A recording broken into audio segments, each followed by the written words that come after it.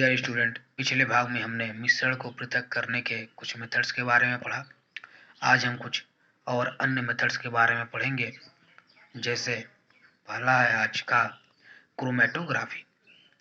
Chromatography क्या होता है? तो इस जैसे कोई मिश्रण यदि आप लेते हैं तो उस मिश्रण में रंगीन यौगिक कलरफुल जो कंपाउंड्स होते हैं, रंजित कण कलर्ड होते हैं, उनको अलग करते हैं इस मेथड के द्वारा। इस वाले मेथड में सोखने वाले फिल्टर पेपर की सहायता से, जैसे कि आपका यहाँ सेटअप आप देख रहे हैं, ठीक है, इस सेटअप में नीचे इसमें पानी भरा हुआ है और यहाँ आपने एक कागज की पट्टी है जिसमें हमने यहाँ साई का निशान लगा लिया हुआ है। ये ऊपर कांच की छड़ी, टोटल ये जो है पूरा इसको जार बोलते हैं। अब इसमें जो सोखने वाला फिल्टर पेपर, जो पेपर आसानी से सोख लेता है, उसका प्रयोग करते हैं। तो फिल्टर पेपर की सहायता से जब पानी के कण ऊपर की ओर, ये जो वाटर है, पानी जो है ऊपर जब जाता है तो अलग अलग जो रंग होते हैं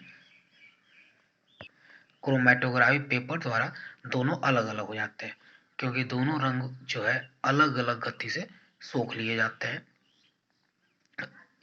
ये टेक्निक कहाँ प्रयोग कर सकते हैं? तो ये टेक्निक जैसे कि रंग डाइज होते हैं जो यूज किया जाता है, उसको अलग करने में किया जाता है।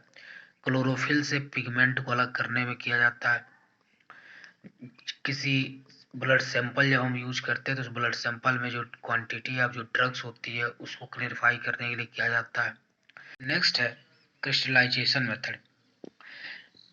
किसी मिश्रण से अशुद्धियों को दूर करने के लिए पहले किसी उपयुक्त विलयन में घोलकर और जब उसका क्रिस्टल बन जाता है तो फिल्टर पेपर से छान के हम अलग कर लेते हैं। इसको समझने के लिए हम एक एग्जांपल लेते हैं। जैसे कि हमारे पास CuSO4 कॉपर सल्फेट का अशुद्ध क्रिस्टल है। इसको क्या करेंगे, सल्फ्यूरिक एसिड के विलयन में घोल देते हैं। H2SO4 के विलयन में घोल देंगे, थोड़ा सा हल्का सा, इसको हम गर्म कर लेंगे तो ये जो हमारे पास एक विलयन बनेगा। अब इस विलयन को एक पूरी रात भर, एक रात के लिए ऐसे छोड़ देते हैं।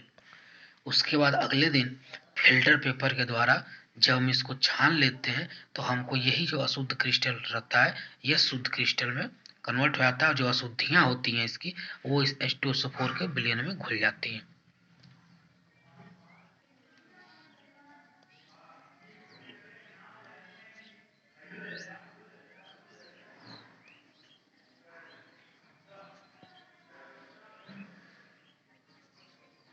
अगली विधि है आसवन विधि, डिस्टिलेशन मेथड। यह मेथड क्या होता है? तो जैसे कोई भी दो कंपोनेंट्स हो, संघटक हिंदी में कंपोनेंट्स बोल सकते हैं, जिनके बीच जो क्वथनांक है, एक का क्वथनांक दूसरे के कंपैरिजन दूसरे से कम होना चाहिए। यह विधि दो या दो से अधिक घुलनशील द्रव, ऐसे आप जो लिक्विड्स लेते हैं जो एक दूसरे में घुल जाए, उनको अलग करने में प्रयोग किया जाता है, लेकिन एक का क्वथनांक दूसरे से अधिक होना चाहिए। जैसे यह एक पूरा अरेंजमेंट है डिस्टिलेशन प्रोसेस का।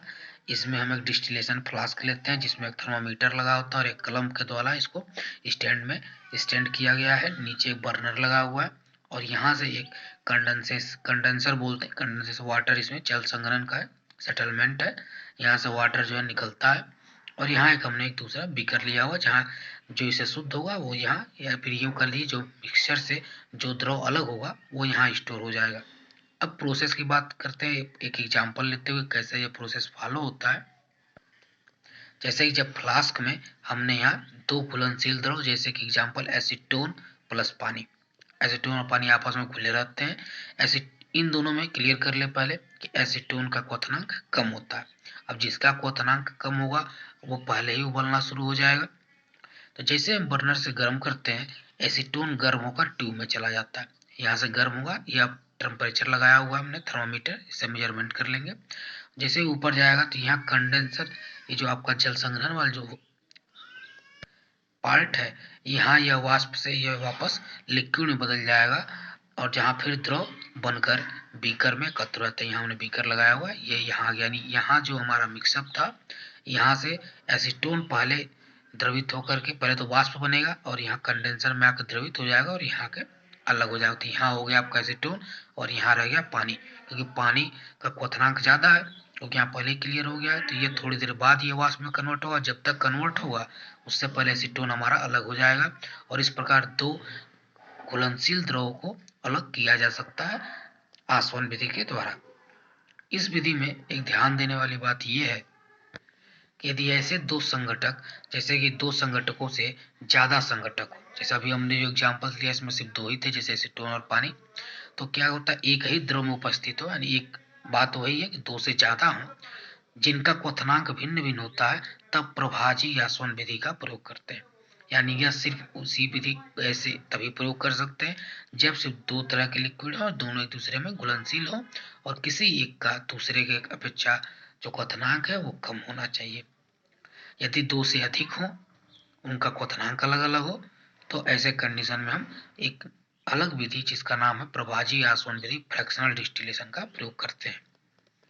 तो अब बात कर लेते हैं कि यह फ्रैक्शनल डिस्टिलेशन मेथड क्या है।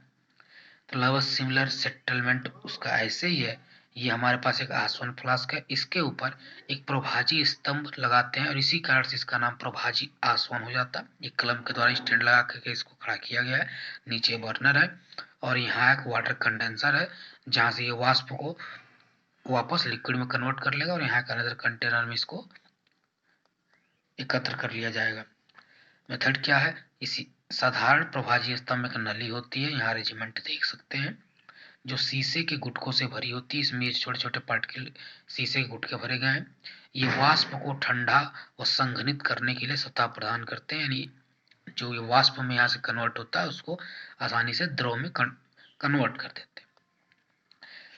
जब मिश्रण का दाब बढ़ाया जाता है तो वायु संपीड़ित होती है, यानी जब प्रेशर जब क्रिएट किया जाएगा तो जो हवा है वो उसके मॉलिक्यूल एक दूसरे के नजदीक आ जाएंगे, तब द्रवी वायु तो जाहिर सी बात है, इसको आप कह सकते हैं कि जो वाष्प जो गैसियस हवा जो कि गैसियस स्टेज में होता है उसको आप लिक्विड स्टेज में मान सकते हैं। तो आसवन फ्लास्क काल धीरे धीरे गर्म करते हैं और विभिन्न ऊंचाइयों पर अलग अलग गैसों को पृथक्करण कर लेते हैं, क्योंकि ये जितने भी गैसेस के मिक्सचर आप ले रहे हैं, जैसे एयर ले लिया, एयर में बहुत सारी गैसेस होती हैं और हर एक गैस का अपना एक क्वथनांक होता है, और उसी क्वथनांक पे हम गर्म करते जाएंगे वो वाष्प में बदलेगा और यहाँ वाष्प में जैसे कंडेंसर में आएगा लिक्विड हो जाएगा और फिर हम इसको स्टोर कर लेंगे, अलग कर लेंगे।